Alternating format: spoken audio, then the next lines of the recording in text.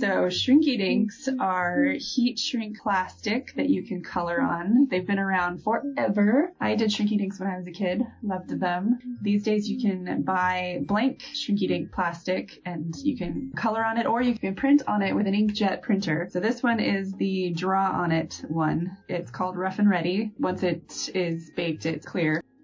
I'm drawing Bob Ross, painting a happy little tree, the happiest little Christmas tree. It's the little tree from Charlie Brown Christmas. I love this little tree. I also love the Vince Guaraldi music. They make me very happy. I was experimenting with using alcohol markers on the Shrinky Dink. I've never done it with alcohol markers before. I usually use colored pencils. It's just what I used when I was a kid, so I always just used colored pencils. So I thought, I'll try alcohol markers. And it worked really well, except that the alcohol markers, this is the semi-translucent and ends up being transparent once it's baked, Rough and Ready Shrinky Dinks. And so the parts that were alcohol marker ended up being translucent. And then I used colored pencils to do the details and like highlights. And those parts didn't end up translucent. So it ended up kind of strange looking, but I thought, since it looked good with the white paper behind it, I figured I'd just draw on the back with Posca pens and that would make it white on the back and then it would look okay. Except for that when Shrinky Dinks shrink, they get smaller, but they also get thicker. And it was thicker enough that the Posca pen layer was far enough away that it still kind of looks weird. The end result is weird. You'll see, at the end, you'll see what it ended up looking like. These are going to be ornaments, so I punched the hole before I baked it. The hole's going to end up very, very small. This is Sam drawing the Santa Claus, and you were smart. You did yours on the dark table, so you could see exactly what was translucent and what wasn't. So your end product ended up looking exactly like your drawing did. I just ended up adding a nose because it's cute. So the Shrinky Dinks, you color them and then you cut them out. If you're going to use them as an ornament and you want a hole in them later, then you punch the hole prior to baking. And then you bake them in the oven and they shrink and they get thicker and the color sets in. And then you have cool things. You can use it for jewelry. You can use it for little decorations. You can use it for ornaments. So, Ty, tell us about these. I made Among Us characters. I made 2 crewmates, one with a Santa hat, an imposter, and a dead body. Yep. Oh, I love these teeth. I liked the choice you made with the teeth when you made it a part of the body. Yeah. You know what else I loved about this? What? The really chunky highlights and shadows on these. Because you usually do very subtle highlights and shadows, like really skinny ones. I love these chunky boys. They're so good. What is Among Us? It's this cute little game that you can get for free where you are on a ship and there are 2 roles, the crewmates and the imposter. The crewmates have to finish all their tasks and eject the imposter to win. The imposter has to kill everyone and sabotage the ship. So the imposter's like an alien, right? Yeah. It's like an alien shapeshifter. An alien shapeshifting monster. And you can play it with all of your friends. Yeah, you can set up private lobbies or you can join a public. That's my favorite part, is that you can play it with all of your friends. So it's like being out in the world together. Except for you're playing as these little jelly beans with hats and legs. So these were for inkjet Shrinky Dinks. So those are white. They're opaque. Colors get darker too. The colors get a lot darker, yeah. Which is another problem I had with my Bob Ross. So like when you're making them, you're gonna wanna lightly color it. Like if you want like a nice deep purple, start off with like a normal purple, because when it bakes it gets darker. And you can see here the size that they are before they bake and after. So here are the 2 different kinds of Shrinky Dinks we used. So there's the inkjet Shrinky Dinks.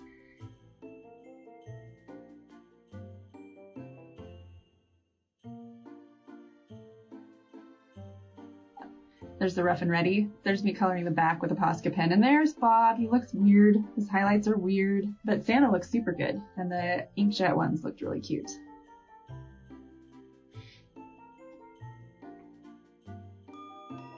Here we are with the t-shirt transfers. So you got this ball from Gacha Club. Is it a ball of wind in Gacha Club? What is it? It's supposed to be like just some like Magic ball. A magic energy ball. Oh, thingy. and you just copied it straight out of there and cut it out and then stuck it in? Cool. I love the part where you were deciding what the face was going to look like and where the arm was going to be. So fun.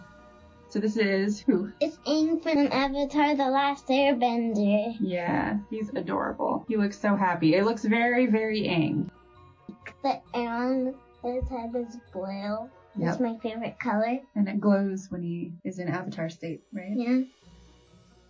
So what is Avatar about? This kid that is the main character. He's the Avatar. Yeah. The Last Airbender. Yeah. So in the show, there's firebenders, waterbenders, earthbenders, and airbenders. And they all lived in harmony, but everything changed when the Fire Nation attacked. Well, that sounds familiar.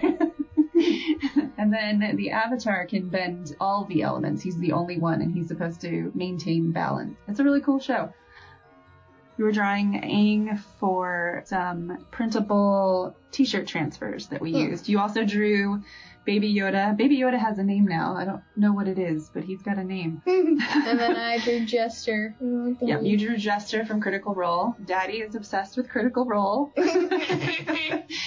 It's not exactly kid appropriate, but it's a bunch of voice actors who get together and they play Dungeons and Dragons. And since they're voice actors, their character work is really strong. The voices are really fun. Their dungeon master is incredible, really good storyteller. So this character is Jester.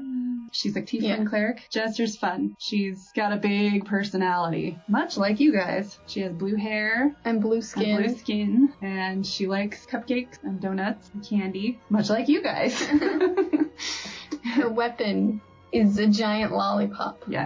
Yeah. You were using the original artwork for Jester for your inspiration. So one of the nice things about Critical Role is that at the beginning, middle, and end of every episode, they show fan art. And oh man, is the fan art so good. It's so, so good. And there's such a variety of styles. It's so fun There's to a see. cartoony, there's a realistic, there's a in the middle, there's like the animations. Yeah, lately there's been animations. That's been fun. But yeah, it's... Little gifts. But that was the original, I think the original artist depiction of Jester when they started the second campaign. So we did two sides. I printed the reverse of everything and then sandwiched them together facing out. So there's a front and a back. And then I sewed them together, hand stitched them, really kind of real rough hand stitching. I love homemade ornaments. So I love kind of the messy stitching because I think it makes it look like it was made by someone with love. You know, it's clearly not done in a factory. But if you didn't want to sew it, you could glue it. Or you don't even have to sandwich them. You could just have the felt pieces. Felt is good because it's easy to cut, easy to work with. It doesn't fray and it gives it a little bit of stiffness. The iron-on also gives it a little bit of stiffness. So we've got two different kinds. There's the T-shirt transfers that I had to peel the backing off afterwards, and those are clear. Those are made for white T-shirts, and those are nice because the background is clear. They tend to not show up as much. You can't tell that they're an iron-on as much, but on the blue felt, the blue shows through. And then the dark fabric transfers have a white backing. Those are the ones that I peeled prior to ironing on. You have to follow the directions. The ones that the backing stays and peels off afterwards, you have to flip those images because they're going to be reversed, but the other one you don't. But I think they turned out really, really cute. I've made these before. I made these when Sam was a baby. I made a whole bunch of these, and that's all we had on the tree because they were safe. So if she pulled them off of the tree and messed with them, they weren't going to break. There wasn't going to be anything broken or dangerous anywhere. And if you don't want to draw things, you can just find things online that you love and make them.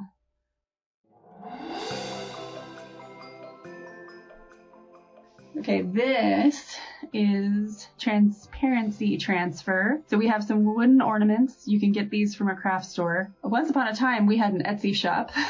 It was selling holiday decor, actually. And so this was one of the things that I used to do all the time, was make these wooden ornaments with these transfers. So you use transparency film for an inkjet printer, and you print reverse of the image that you want, and then you use acrylic clear medium or varnish or Mod Podge, and you paint it on, and then you you lay the transfer on with the ink side down, and you let it set up for a little bit but not dry, and then you can peel it off and the image transfers from the plastic to the wood. And it always has a few little spots that don't transfer quite right, which I think gives it a nice, again, homemade rustic look. You can definitely find things like this in stores. But there's Sam's Baby Yoda again. Baby Yoda, baby Yoda.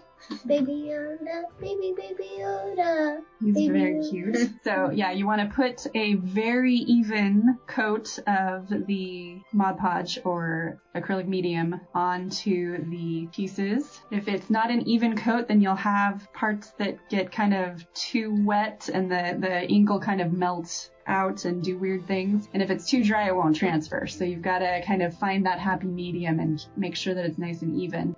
It works really well if you have a high contrast image, and they were all base painted white. This was when our CNC machine was working. It's currently under the weather, so we could cut out any shape we wanted to, so that made it super easy.